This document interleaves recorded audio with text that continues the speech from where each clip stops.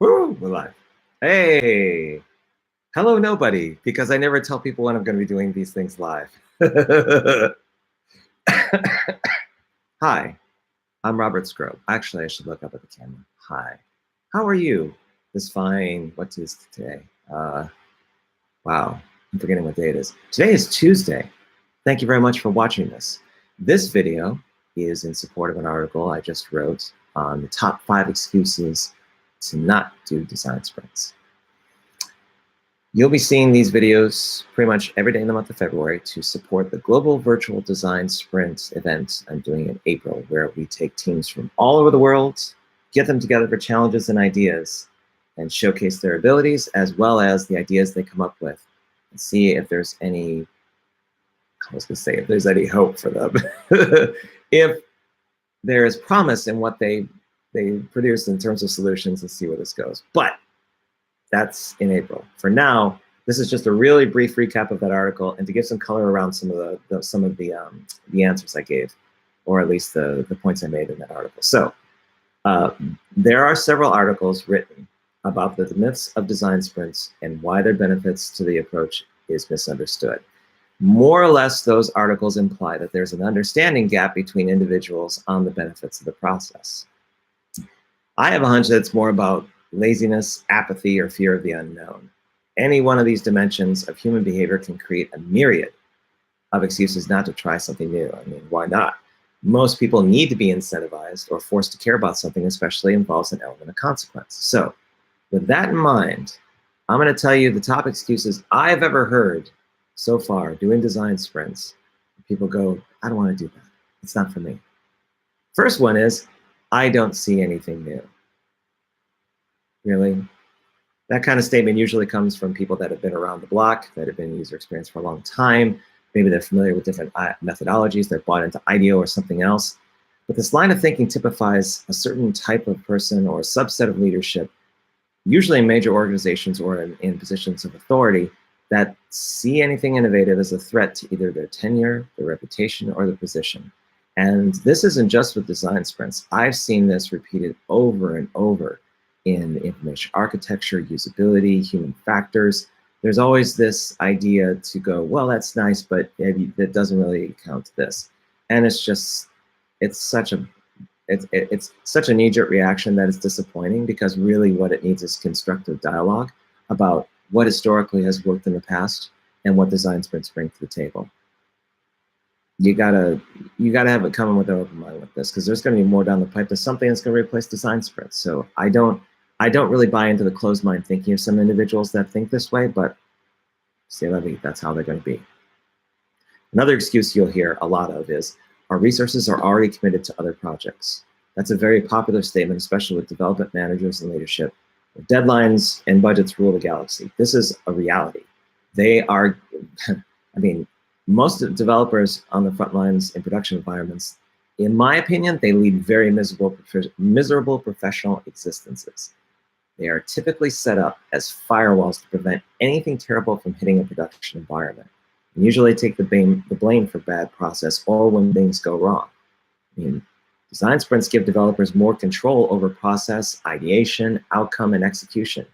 I was part of a design sprint that was developer heavy, and it produced a really interesting approach to implementing AI on a conversational level in a way that leveraged existing technology but took a different approach to it. And obviously I can't get into details because it's kind of protected, but rest assured, when I had those individuals in a room, it was like an 80-20 split between developers and everybody else in terms of designers and marketing. It was an informed solution that I don't think I would have gotten with just designers. So that was, from my perspective, that was enlightening. Another thing you'll hear as an excuse is, we need a lot of alignment on the problem and the outcome before we can move forward. Like that? I'm going to try doing that a couple of times. The status quo in most workplaces encourage repeatable outcomes for projects, process, and people. I think you probably also experienced this, that internal politics demand things like KPIs, revenue forecasts, determinable market impact, cost to benefit ratios, and other related metrics. In other words, these business environments, more or less enterprises, reward predictability, and project process follows along with that narrative. The good news is that the design sprint process has evolved to take on problem framing, iteration sprints, and other variations and add-ons that address these considerations and demands in all sorts of environments and situations. And if there's no political will to explore these avenues, design sprints work perfectly well without the need for alignment. In fact, I found in my experience that design sprints work as a catalyst for innovative thinking within design and development teams, allowing each group to socialize big ideas and work them up the food chain. This was at my former employer. I know that I talked to a few people at Google where they do both. They do design sprints with deciders and not with deciders, so that there's still this idea that an idea or a big concept can be worked out and explored in a way where it could really get some traction with the right people if it has appeal or it has promise. Another excuse is, I really don't know what I can contribute. I'm not the designer. Like, I can't do it. Is that good? I almost want to get ratings to how bad I'm doing these impressions, because I am almost 30 years removed from any theater experience, so you'll just have to deal with it. Design sprints are not solely about design. They're about building a shared understanding on a problem or an opportunity. If you're involved to take part in a design sprint, there's a really good reason for it. Maybe your only drawing ability is with stick figures, which I like doing, but you're one hell of a good user researcher. Or maybe design is completely foreign to you, but you can decipher the financial impacts and opportunities of any product you're presented with. Design sprints elevate and showcase your strengths and perspective, all while giving you the opportunity to learn and understand from each other. And if it's done right, you'll wonder why you've never done them before. So really, you may not be a designer, but you could be invaluable to the process in giving your perspective. The last excuse that I've heard over and over again is, leadership doesn't care about this and they won't bother with it. Or my manager really doesn't care about any of this. They just want to hit deadlines. Okay, if you hear that, be cautious. That statement may or may not be true, but you may be running into an agenda that doesn't align with your interest in doing a design sprint, or even it might not be an environment to run it. The wrong move is to try to convince people otherwise. The right move is to live your truth, lead by example, and socialize the process with others, be it just once with an exercise of showing effort impact, like on a to-do list, or a popular way of doing it that I've seen over and over again is a lightning decision jam that was created by AJ and Smart. It's a variation on the design sprint process, and it's perfect for 60 minutes to 90 minutes getting people together for lunch and working through something through this process where you have an idea or a problem or something that's holding you back, and by the end of the session, you not only have a popular solution, but you have everyone in the room owning a piece of the solution in terms of a task and a timeline to get it done. It's hyper efficient, and it's really interesting because it starts the conversation of, could we apply this in multiple places? And if we had more time to devote to this kind of process, what would that look like?